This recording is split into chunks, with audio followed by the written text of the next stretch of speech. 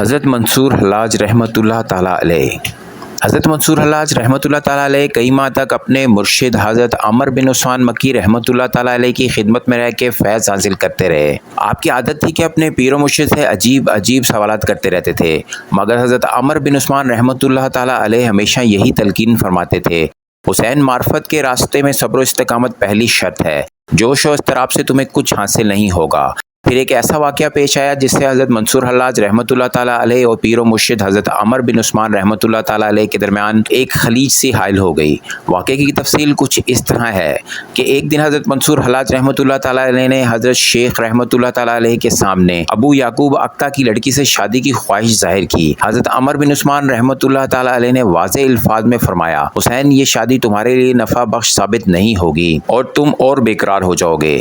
حضرت منصور حسین رحمۃ اللہ تعالیٰ علیہ نے حضرت عمر بن عثمان رحمۃ اللہ تعالیٰ علیہ کی اس ہدایت پہ عمل نہیں کیا اور پیر و مرشد کی مرضی کے بغیر شادی کر لی۔ یہ آپ دونوں کے درمیان کشیدگی کی ابتدا تھی اور اس کی انتہا اس وقت ہوئی جب حضرت عمر بن عثمان رحمۃ اللہ تعالیٰ علیہ کا اپنے ہاتھ سے لکھا ہوا ایک رسالہ کسی نے چرا لیا۔ یہ رسالہ تصوف کے ان اسرار و رموز کے بارے میں تھا جسے ایک عام انسان تو کیا بڑے بڑے عالم اور فاضل بھی نہیں سمجھ سکتے تھے۔ حضرت عمر بن عثمان رحمۃ اللہ تعالیٰ علیہ اس رسالے کو بہت احتیاط کے ساتھ رکھتے تھے، مگر اس کے باوجود وہ گم ہو گیا۔ آپ رحمۃ اللہ تعالیٰ علیہ نے اپنے تمام مریدوں اور شاگردوں سے اس کے بارے میں پوچھا: تم میں سے کون ہے جس نے میرے حجرہ خاص میں داخل ہو کے میرا رسالہ چرایا ہے؟ مگر کسی نے اس کے بارے میں کچھ نہیں بتایا۔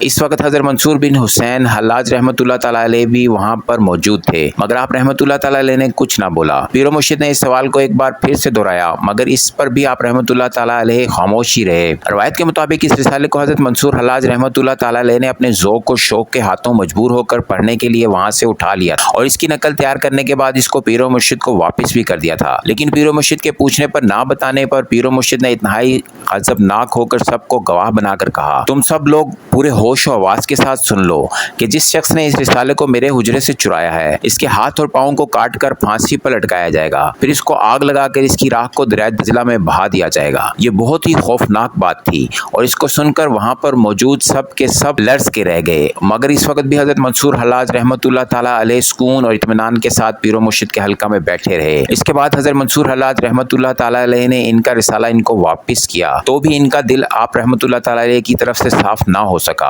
اور آپ رحمۃ اللہ تعالیٰ علیہ کو فرمایا: حسین، اس رسالے کی نقل سے تجھے کوئی فائدہ نہیں ہو سکے گا، کیونکہ یہ ان اسرار و رموز پر مشتمل ہے جہاں تک تیری رسائی ممکن نہیں ہے۔ اس طرح ظاہری طور پر آپ رحمۃ اللہ تعالیٰ علیہ نے اپنے پیر و مرشد کی بات سے 2 مرتبہ اختلاف کیا۔ یہ ان کی جذب اور مستی کا عالم تھا یا کچھ اور اس کے بارے میں اللہ تعالیٰ بہتر جانتا ہے۔ اسی طرح کا ایک اور واقعہ بھی آپ رحمۃ اللہ تعالیٰ علیہ سے منسوب ہے۔ ایک بار کا ذکر ہے کہ آپ رحمۃ اللہ تعالیٰ علیہ کچھ لکھ رہے تھے کہ آپ رحمۃ اللہ تعالیٰ علیہ کے پیر و مرشد وہاں پر تشریف لے آئے اور آپ رحمۃ اللہ تعالیٰ علیہ سے دریافت کیا کہ حسین، کیا لکھ رہے ہو؟ حضرت منصور حلاج رحمۃ اللہ تعالیٰ علیہ نے جواب دیا کہ ایک ایسی عبارت لکھ رہا ہوں جو کہ قرآن کا مقابلہ کر سکے۔ اس کو سنتے ہی حضرت عمر بن عثمان مکی رحمۃ اللہ تعالیٰ علیہ نے غضبناک ہو کر فرمایا: پہلے تیرے ہاتھ اور پاؤں کاٹے جائیں، اس کے بعد سولی چڑھا کر نظر آتش کیا جائے گا اور اس کے بعد تیرے جسم کی راکھ دریائے دجلہ میں بہا دی جائے گی۔ بعد کے وقتوں میں تحقیق کرنے والوں نے اس روایت کو ضعیف اور مجہول قرار دیا ہے، کیونکہ تاریخ نے اس بات کو ثابت کیا کہ آپ رحمۃ اللہ تعالیٰ علیہ جذب و مستی کے باوجود صحیح العقیدہ مسلمان تھے۔ اس کے بعد کیا ہوا؟ کیا آپ کے پیر و مرشد کی بات صحیح ثابت ہوئی یا نہیں؟ اس کے بارے میں جاننے کے لیے ہمارے چینل کو سبسکرائب کرنا اور لائک کرنا اور بیل آئیکن کو دبانا مت بھولیے گا۔